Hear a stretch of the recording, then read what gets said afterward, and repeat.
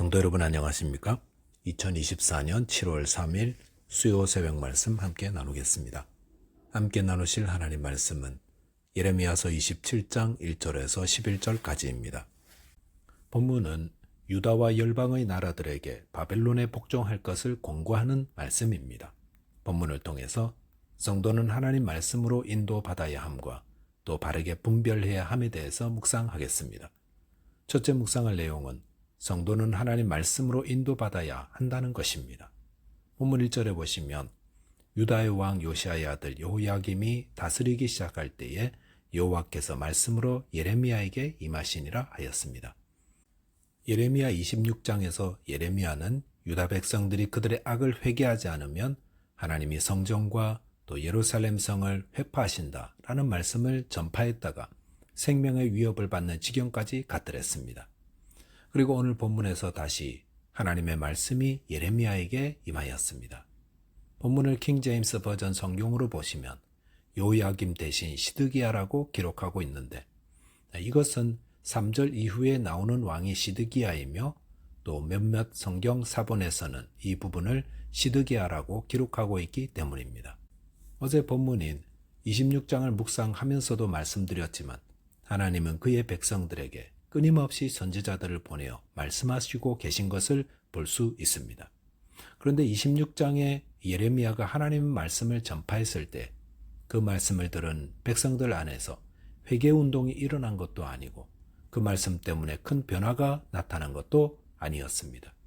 오히려 그들은 말씀을 전하는 예레미야를 죽이려 했었습니다. 그런데도 하나님은 오늘 본문에서 또다시 백성들에게 말씀하고 계십니다. 이것은 무엇을 보여줍니까? 그것은 하나님의 그의 백성들을 향한 마음은 이처럼 오래 참고 계신다는 것을 말해 줍니다. 자녀를 기르시는 부모님들이 말 듣지 않는 자녀 때문에 속상하면 내가 다시는 아무 말도 하지 않으리라 결심하곤 하는데 또 같은 상황이 되면 원래대로 돌아가곤 하십니다. 그게 부모의 사랑 아니겠습니까? 부모의 마음은 자녀가 그릇된 길로 갈 때 참지 못하여 끈질기게 말합니다. 때려서라도 돌아서게 하고 싶은 것이 부모입니다. 언젠가 미국에 폭동 사태가 일어났는데 한 흑인 청년이 흥분하여 폭동 현장으로 달려가고 있었습니다.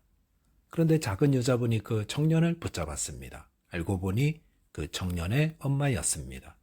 그 엄마가 보기에 이 아들이 흥분하여 폭동 현장으로 달려가면 어떤 험한 꼴을 당할지도 모른다 생각했던 것 같습니다. 그러니 청년의 옷을 잡고 있는 손을 놓지 않고 등짝을 때리면서 가지 말라고 말리고 있었습니다. 그게 부모의 마음입니다. 이 흑인 청년이 어떻게 했는지 그 후는 알 수 없지만 만약 그 부모의 말을 듣고도 그 손길을 뿌리치고 불순종하였더라면 아마도 정말 평생 후회할 일을 당했을지도 모릅니다. 악을 회개하지 않고 멸망으로 달려가고 있는 그의 백성들을 보시는 하나님께서 왜 계속해서 말씀하시겠습니까? 그것은 자녀를 아끼는 부모의 마음과 같은 것 아니겠습니까? 그렇기 때문에 하나님은 그의 백성들이 말씀을 거부하고 또 말씀을 전하는 선지자들을 박해해도 보내고 또 계속해서 보내어 말씀하시는 것입니다. 하나님은 그의 백성들에게 말씀하시는 분입니다. 요한계시록 2장 3장에 보시면 소아시아 7교회들의 형편이 다 달랐는데 주님은 그 교회들에게 적합한 말씀들을 하고 계십니다. 첫사랑을 잃은 에베소 교회에는 첫사랑을 회복하라 말씀하셨고 박해받는 빌라델비아 교회에는 믿음을 굳건히 하라 말씀하셨습니다. 또한 자신의 헐벗음과 연약함을 알지 못하는 우둔한 라오디게아 교회에는 그들의 실상을 그대로 말씀하시며 회개하고 돌아오라 하십니다. 시편 119편 105절에 보시면 주의 말씀은 내 발의 등이요 내 길의 빛이라 하셨습니다. 주님의 말씀은 나의 길을 밝히는 빛입니다. 가로등이 없는 길은 얼마나 위험합니까? 비행기가 관제소와 계속해서 신호를 주고받아야 바르게 운행할 수 있음과 같이 성도들도 주님의 말씀을 통해 인도받아야 합니다. 저와 여러분들이 오늘도 저희에게 말씀하시는 주님의 음성을 듣고 온전히 순종하심으로 주님의 뜻대로 인도함 받게 되시기 바라겠습니다. 둘째로 묵상할 내용은 하나님의 말씀을 바르게 분별해야 한다는 것입니다. 본문 2절 3절에 보시면 여호와께서 이와 같이 내게 말씀하시되 너는 줄과 멍에를 만들어 내 목에 걸고 유다의 왕 시드기야를 보러 예루살렘 온 사신들의 손에도 그것을 주어 에돔의 왕과 모압의 왕과 시돈의 왕에게 보내며 라고 하였습니다. 하나님은 예레미야에게 줄과 멍에를 만들어 그것을 그의 목에 걸라 하셨습니다. 그것은 종살이를 하게 됨을 뜻합니다. 그 줄과 멍에를 시드기야 왕을 보러 온 여러 나라의 사신들에게도 주어 그들의 왕에게 전달하게 했다는 것은 그 나라들도 마찬가지로 종살이를 하게 된다는 의미입니다. 그런데 이런 예레미야의 메시지가 시드기야 왕과 그 사신들에게는 얼마나 불편한 것이었겠습니까? 시드기야를 보러 온 여러 나라의 사신들은 연합체를 구성하여 어떻게든 바벨론의 공격을 막아보려 하고 있었습니다. 강대국의 공격 앞에 연합하여 힘을 모아 나라를 지키려는 의도는 얼마나 좋습니까? 그런데 아무리 사람들 눈에 좋아 보이는 일이라도 그것이 하나님의 뜻이 아니라면 내려놓아야 합니다. 본문 5절에 보시면 나는 내 큰 능력과 나의 쳐든 팔로 땅과 지상에 있는 사람과 짐승들을 만들고 내가 보기에 옳은 사람에게 그것을 주었노라 하였습니다.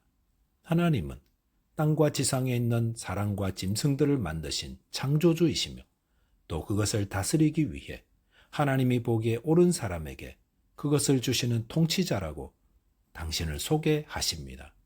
그리고 하나님이 그 통치를 맡기시기 위해 옳은 사람, 적합한 사람이 바로 바벨론의 느부갓네살 왕이라 하십니다. 그것은 하나님의 뜻이 무엇인지 알았으니 하나님 말씀에 순종하라는 것입니다.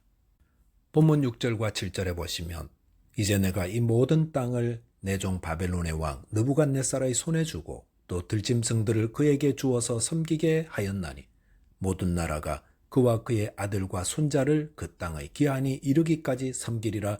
또한 많은 나라들과 큰 왕들이 그 자신을 섬기리라 하였습니다. 하나님은 바벨론의 느부갓네살 왕을 택하셨고 그에게 종살이하는 기간은 매우 길어질 것이라 알려주셨습니다. 그리고 본문 8절에 보시면 여호와의 말씀이니라 바벨론의 왕 느부갓네살을 섬기지 아니하며 그 목으로 바벨론의 왕의 멍에를 매지 아니하는 백성과 나라는 내가 그들이 멸망하기까지 칼과 기근과 전염병으로 그 민족을 벌하리라 하였습니다. 하나님은 유다와 주위의 나라들이 바벨론의 느부갓네살 왕의 종이 되기를 거부한다면 하나님이 그들을 멸망시킨다 했습니다. 예레미야가 전해준 이 하나님의 말씀은 시드기야 왕과 백성들에게는 찬물을 끼얹는 말씀이었을 것입니다. 나라 구해보려고 이웃 나라들까지 불러서 연합체를 만들었는데 그거 잘했다고 박수 쳐줘야 하는데 그것은 하나님 뜻이 아닙니다. 하지 마십시오라고 하니 얼마나 마음들이 불편했겠습니까? 성도 여러분, 하나님의 말씀은 우리를 불편하게 만듭니다. 내 뜻과 내 계획을 접으라 하실 때가 있습니다. 그럴 때 어떻게 해야 합니까? 어떤 분들은 자신이 불편하게 여기는 성경은 피해 다닙니다. 그리고 내가 좋아하는 말씀만 들으려고 합니다. 그러면 망하는 인생 됩니다. 불편해도 따르고 순종해야 생명의 길로 갑니다. 본문 9절에 보시면 거짓 선지자나 복술가나 꿈꾸는 자나 술사나 요술가들은 우리가 듣고 싶어하는 말을 한다 했습니다. 그들의 말은 우리가 애써 회개하지 않아도 되고 내가 하고 싶은 것을 하면 된다고 격려합니다. 이것이 거짓 선지자들의 특징입니다. 그들은 우리가 악에서 돌이키지 않고 현상 유지하며 살아도 문제없다고 말합니다. 하지만 이런 자들의 말을 듣고 따르면 멸망케 됩니다. 성도는 나를 불편하게 하는 말씀이라도 그것이 하나님의 말씀이라면 기꺼이 순종할 수 있어야 합니다. 저와 여러분께서 하나님의 말씀을 잘 분별하고 순종하게 되시기 바라겠습니다. 기도하겠습니다. 하나님 아버지, 오늘도 주의 말씀을 저에게 들려주시니 감사합니다. 주님의 말씀을 바로 배우고 바로 알아 잘 분별하여 주님의 인도하심을 따라 살아가는 저희 되게 하여 주옵소서. 예수 그리스도 이름으로 기도하옵나이다. 아멘. 오늘도 믿음 안에서 승리하는 하루 되시기 바라겠습니다. 감사합니다.